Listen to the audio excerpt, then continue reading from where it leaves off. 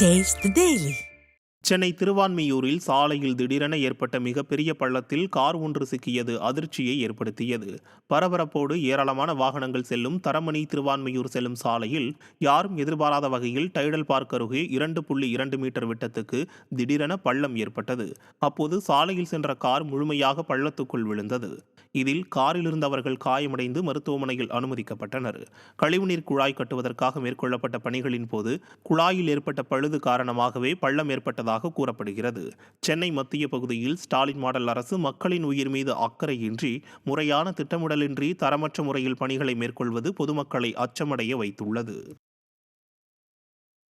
புதுக்கோட்டை மாவட்டம் திருமயம் அருகே பிறந்த சில மணி நேரமே ஆன பெண் சிசுவை புதைத்த சம்பவம் பரபரப்பை ஏற்படுத்தியுள்ளது. உதயசூரியபுரத்தில் குழந்தையின் அழுகுரல் எங்கிருந்து வருகிறது என மூதாட்டி ஒருவர் பார்த்தபோது கல்லூரி மாணவியும் அவரது தாயாரும் சேர்ந்து பிறந்த சிசுவை புதைத்தது தெரிந்தது. இதனால் அதிர்ச்சியடைந்த மூதாட்டி புதைத்த இடத்தை தோண்டியதில் பிறந்த சிசு உயிருடன் இருப்பது அறிந்து புகார் அளிக்கப்பட்டது. விசாரணையில் திருமணம் ஆகாமலேயே கல்லூரி மாணவி குழந்தை பெற்றதால் பெண் சிசு புதைக்கப்பட்டது அம்பலமானது.